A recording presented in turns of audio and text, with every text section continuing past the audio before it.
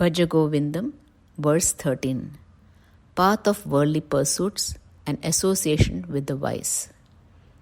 Te Kanta Dhanagatacinta Vatula Tava Nasti Niyanta Trijagati Sajjanasangatireka Bhavati Bhavarnavatarane Nauka. Bhaja Govindam, Bhaja Govindam, Govindam Bhaja Mudhamate. O distracted one, why worry about wife and wealth? Is there not for you the one who ordains, who rules and commands? In the three worlds, it is the association with good people alone that can serve as a boat to cross the sea of change, that is the cycle of birth and death. O foolish mind, seek Govinda, seek Govinda. Let's listen to a story based on this verse. Once, a very rich man was on a train, traveling in the same compartment with an unknown person who was sitting opposite him and who was a saint. The rich man watched him with unwavering disgust and disdain. When lunchtime came around, he signaled to his servant, who was sitting in a corner, to serve the meal he had brought with him. Whilst the rich man was eating his lunch, he suddenly began to scold and berate the saint. "You good-for-nothing, useless beggar, loafer, and knock-around. You waste God's time and are not useful to anyone. Do you expect others to feed and help you? You can only gain the respect of others by working and earning a living. I have worked hard and made my way, and by my great efforts have become very rich and can afford everything. See how sumptuously I eat. But don't think I will share any of it with you. Let me just see where you get your next meal from." In a gentle and friendly voice, the saint began to speak. "Sir, there is no need to scold me, for I do not demand anything from you. If I have unknowingly caused you to be angry, then I ask you to forgive me. It was not my intention. And besides, God always provides me with all the necessities when and where I need them. Therefore, sir, don't be afraid that I will ask or require anything from you." Yes, everything falls down from heaven and comes by itself," the rich man scoffed. "Don't make me laugh. Work hard is my motto, as nothing falls down from heaven." Silently, the saint directed his gaze to the floor and said nothing. As the train came to a halt at the next station, a guard hurried through the corridor, calling out that there would be a half-hour stop. Quietly and calmly, the saint got up, left the train, and went outside to get a drink of water. As the rich man was observing the saint from his train window, he saw another person hurry over to the saint with a big multi-stage food container, calling out, "Swami, Swami, my master sent me to offer you this meal." Hardly had the saint received the container when the man who had brought the food vanished from sight. The rich man watched in astonishment. Then he saw how the saint sat down on the ground, opened the containers, and offered all the food to God, thanking him for his wonderful care. Then he called all the hungry beggars around, took a small portion for himself, and distributed the rest to the beggars. The rich man, full of envious surprise, realized that the saint's meal had been much more sumptuous and inviting than his own.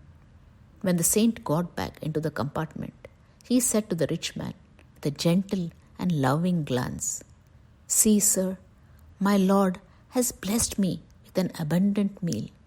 You are just a gentleman of this world, but my Lord, however, is ruler of the whole universe.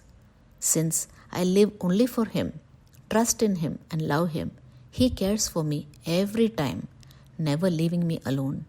He provides me every time and everywhere with everything I need. I have totally surrendered my life to Him, continually thinking of Him and placing all my trust in Him. We as humans are attached to our family and material objects of the world. We live in fear and insecurity. We constantly try to protect them and worry about them. Worry is like a rocking chair. It keeps us busy but leads us nowhere. When we worry, there is leakage of energies. When there is leakage of energies, overflowing is not possible. It is by overflowing energies alone that one can be filled with the mystery of the divine. One has to drop worrying. If one learns to trust in Lord and operate out of trust, worry would automatically stop. Trust, faith, gratitude can be developed when one is in the company of good and wise people. While it is true that being in good company is likely to enhance our own spiritual growth, but that is not sufficient enough. While living in one of the ashrams in North India, there was a cow that used to be in constant company of Adi Shankara. Even though the cow had an opportunity to listen to all of Shankara's spiritual discourses day after day, the poor cow did not derive any benefit from it. The reason? The cow was constantly meditating on the grass that it was eating and not on the beautiful discourses of Shankara. Thus, a man who just sits in the satsang without attempting to grasp the wisdom being taught is not much better than this cow who got lucky to get the company of one of the wisest men that ever lived. So, let us grasp the essence and purpose of satsang, which will guide us in the path of happiness and peace. Now, a story for students. There was a small bird living in a desert. With no sign of greenery, the bird used to hop around on hot sand through the day. An angel, while on his way to God, saw the little bird and felt pity. He went and asked, "Oh little bird, what are you doing in this hot desert? Can I do something for you?" The little bird said, "I am very pleased with my life, but this heat is unbearable. Both my feet are getting burnt. Only if there was a tree here, I'd be delighted." The angel said, "Growing a tree in the middle of desert is beyond my scope. I am going to meet God. Let me speak to Him and ask if He could fulfill your desire." The angel asked God if he could help the bird. God said, "I could grow a tree, but her destiny doesn't allow it, and I can't change that. However, you can give her my message, which will help her survive the heat. Ask her to hop with one foot at a time. That way, she can rest the other one for a while and change foot often.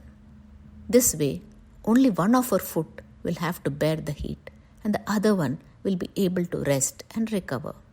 Also, tell her to remember all the good things that have happened in her life and be thankful to God for that." The angel came back to where the bird was and gave her this message from God.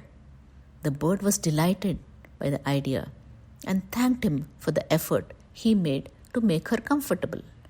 After a few days, the angel was crossing the same desert and thought of checking on the little bird. He saw the bird sitting on a big green tree right in the middle of the desert.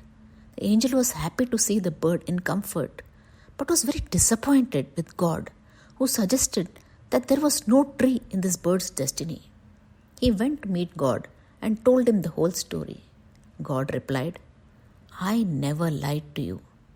There was no tree in the bird's destiny. However, after you gave her my message, which asked her to be grateful to God for the kind things, she did put those words to action. She remembered every possible thing from her life and thanked God with a pure heart. I was moved with her feeling of gratitude, and that's what made me change her destiny." The angel was pleased with the answer. Gratitude always brings in grace. Let us ever be grateful for whatever things we have in life and thank the universe for providing that to us. We must count our blessings. A small gratitude can bring so much of good in our lives. Amongst all the other activities that children pursue daily, it is essential to spare a few minutes to remember God and be grateful and thankful for all the blessings He bestows on us. If some time is invested in listening or reading good and inspiring books and spending some time in silent sitting, it will go a long way in helping them lead a balanced and contented life. Jai Sai Ram.